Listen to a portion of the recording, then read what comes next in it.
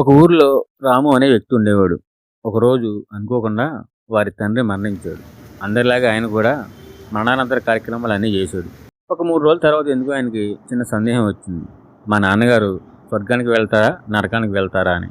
స్వర్గానికి వెళ్తే పర్లేదు కానీ నరకానికి వెళ్తే ఎలాగా అని ఆలోచించాడు. ఎలాగైనా సరే మా నాన్నగారిని స్వర్గానికి పంపాలి అని నిర్ణయించుకున్నాడు. మీ ఊర్లో మా ఊర్లో ఉన్నట్టే ఆ ఊర్లో కూడా 3 మతాల అధిపతులు ఉన్నారు. అదే మఠాధిపతులు, పీఠాధిపతులు, పరలోకాధిపతులు, వీరికి తోడు సిద్ధాంతులు, జ్యోతిష్యులు అందరినీ వెళ్ళి కలిశాడు. అందరూ అంటున్నారు కానీ ఎందుకో స్పష్టంగా చెప్పలేకపోతున్నారు ఖచ్చితంగా పంపగలమని. రాముకు సందేహం వచ్చి ఆగిపోయి ఇంటికి వచ్చేసాడు. రాము వాళ్ళ ఇంటి పక్కన ఉన్న పెద్ద ఆయన రాముకు ఒక సలహా ఇచ్చాడు. ఊరి చివరన ఒక స్వామీజీ ఉన్నారు. వీళ్ళందరికన్నా తెలివైనవాడు, ఉత్తముడు, ధర్మం తెలిసినవాడు. ఒకసారి వెళ్ళిరా, బహుశా నీ సమస్యకు అక్కడ పరిష్కారం దొరుకుతుందేమో అన్నాడు. ఆ స్వామీజీ దగ్గరికి వెళ్ళాడు రాము. ఆయన పేరు బుద్ధుడు. వెళ్ళగానే ఆయన కాళ్ళ మీద పడ్డాడు. లెగునాయన అన్నాడు. నేను ఒక పని మీద వచ్చాను, మీరు ఆ పని చేస్తానంటే లెగుస్తాను అన్నాడు. చేసేది లేక బుద్ధుడు సరే అన్నాడు. సమస్య ఇది అని చెప్పాడు రాము బుద్ధుడు. దానికి బుద్ధుడు సరే, ఇప్పుడు చీకటి పడుతుంది కదా, రేపు పొద్దున్నారా వచ్చేటప్పుడు ఒక మట్టి కుండ నిండా రాళ్ళు నింపి, రాళ్ల పైభాగాన్ని వెన్నతో నింపి, కుండ మూతికి ఒక గుడ్డ కట్టుకుని తీసుకురా అన్నాడు. సరే అని వెళ్ళిపోయాడు రాము. పొద్దున్నే వచ్చాడు రాము. కుండలో రాళ్ళు, పైన వెన్న వేసుకుని కుండ మూతి భాగాన్ని గుడ్డతో కట్టి నెత్తి మీద పెట్టుకుని వచ్చాడు. ఆ సమీపంలోనే ఒక చెరువు ఉంది. ఆ చెరువు చుట్టూ 3 సార్లు తిరిగిరా అన్నాడు బుద్ధుడు. అలాగని వెళ్ళి తిరిగి వచ్చి మళ్ళీ బుద్ధుడి దగ్గర నుంచున్నాడు రాము. ఆ చెరువులో మోకాళ్ళలో నీళ్ళలోకి వెళ్ళు అన్నాడు. అలాగే వెళ్ళాడు రాము. రాము దగ్గరకు వచ్చిన బుద్ధుడు ఒక బలమైన కర్ర ఇచ్చి, ఈ కుండని నీళ్ళలోకి జారి విడిచి ఈ కర్రతో కుండను పలగొట్టు, రాళ్ళు పైకి వచ్చి వెన్న కిందకి వెళితే మీ నాన్న స్వర్గానికి వెళ్ళినట్టే, లేకపోతే వెళ్ళనట్లే అని చెప్పి గట్టు మీద ఉన్న చెట్టు కిందకి బుద్ధుడు వెళ్ళిపోయాడు. సరే అని కుండను నీళ్ళలోకి జారి విడిచాడు రాము. ఆ కుండని బలంగా కర్రతో కొట్టాడు. కుండ పగిలింది. రాళ్ళు కిందకి వెళ్ళాయి, వెన్న పైకి వచ్చింది. బుద్ధుడు ఏం చెప్పాడు?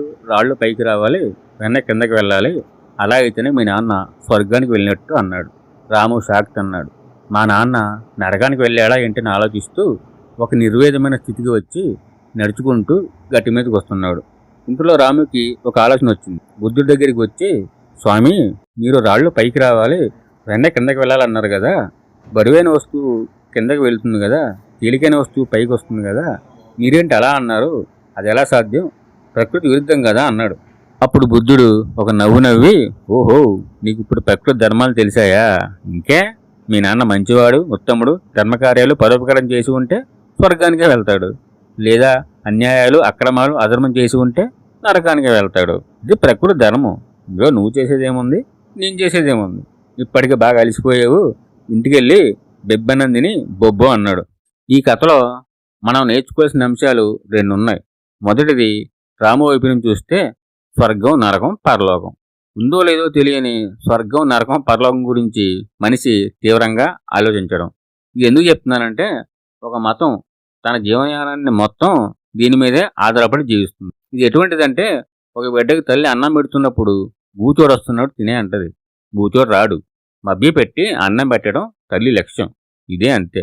నీలో భక్తిభావనలు పెంచడం కోసం, నువ్వు అక్రమాలు, అన్యాయాలు చేయకుండా ఉండడం కోసం, నిన్ను సన్మార్గంలో నడిపించడం కోసం నీలో భయాన్ని సృష్టించడం నరకం లక్ష్యం, ధర్మం వైపు నడిపించడం స్వర్గం లక్ష్యం. అంతే తప్ప ఇందులో ఏమీ లేదు. ఈ కథలో మనం నేర్చుకోవాల్సిన 2వ అంశం, ఇందులో ఉన్న మఠాధిపతులు, పీఠాధిపతులు, పరలోకాధిపతులు, సిద్ధాంతులు, జ్యోతిషులు. తెలుసు కదా వీళ్ళందరూ ఏం చేస్తుంటారో? వ్యాపారం. వీళ్ళ గురించి మాట్లాడే ముందు మన గురించి మనం ఒకసారి తెలుసుకుందాం. అసలు మనిషి మతం నుంచి ఏం ఆశిస్తున్నాడు, మతాన్ని ఏ కోణంలో చూస్తున్నాడు? ఇలా సహాయం అనే ఒక లేని కోణాన్ని చూడటం వల్లే ఇది ఇంత పెద్ద వ్యాపారం అయింది. ఉద్యోగం రాలేదని ఒకడో, పెళ్లి కాలేదని ఇంకొకడో, ఒకవేళ అయితే పిల్లలతో గడవని ఇంకొకడో, ఫ్లాట్ అమ్ముడు కావడం లేదని, కోర్టులో కేసు ఉందని, ఇలా నీకున్న ప్రతి సమస్యకి పరిష్కారాన్ని మతంలో చూడటం వల్లే ఇంతమంది మాయగాళ్ళు తయారయ్యారు.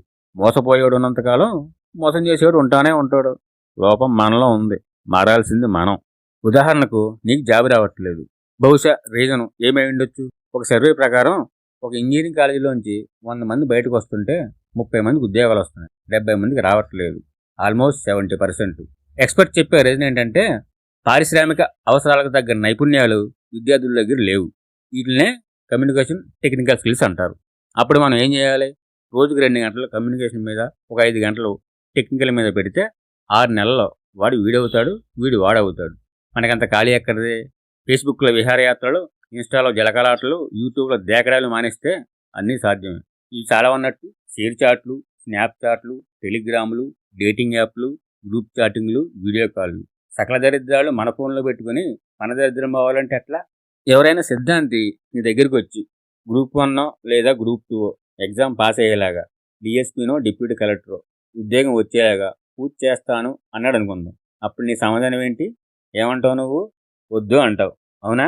ఎందుకో? నీకు తెలుసు అది అయ్యే పని కాదని. దానికి సామర్థ్యం కావాలి, ఎంతో ఏకాగ్రత కావాలి, సమయాన్ని వెచ్చించాలి. ఈ 3 నీ దగ్గర లేవు. నీకు అర్హత లేదు కాబట్టి ఇక్కడ పూజ నిరుపయోగం అనే ఒక నిర్ణయానికి వచ్చావు. పూజలతోనో యాగాలతోనో అవ్వదు పని అని. కానీ వేరే ఉద్యోగానికి ఇదే నువ్వు పూజ చేయించవు. అది ఉద్యోగమే, ఇది ఉద్యోగమే. ఇక్కడ అవ్వనిది అక్కడ ఎలాగవుతుంది? ఆశ్చర్యంగా ఉంది కదా. ఇక్కడ నీ బుద్ధి వికసించింది, అక్కడ నీ బుద్ధి నశించింది. అంతే తేడా. అర్హతలు పెంచుకోవాలి అని ఆలోచన లేని నీ మందబుద్ధికి కనీసం గంట కూడా ఒక అంశం మీద మనసు లగ్నం చేయలేని నీ అస్థిరమైన మానసిక స్థితికి మతం బాధ్యత వహించాలా? పాపం, మతానికి ఎన్ని కష్టాలో. ఏది సులభంగా దొరుకుతుంది అని నువ్వు చూస్తూ ఉంటావు, ఎవడు సులభంగా దొరుకుతాడా అని వాళ్ళు చూస్తూ ఉంటారు. ఇద్దరికి వారది సమస్య. సరే, ఒక సమస్య వచ్చింది, పూజ చేయించాం, పోయిందనుకుందాం. మళ్ళీ సమస్య రాదని గ్యారంటీ ఉందా? ఇంకో సమస్య వస్తుంది. సమస్య లక్షణమే ఉత్పన్నమవడం. ఈ సమస్యలు తరగవు, మీరు మారరు. ఇంకో పక్క ఇది కొంతమందికి ఉపాధి అవకాశం. అవకాశాలను ఒడిచిపట్టడం మనిషి సహజ లక్షణం. తప్పే ఉంది? వెరసి ఇరువురికి ఇదొక సులభతరమైన వాణిజ్య విధానం.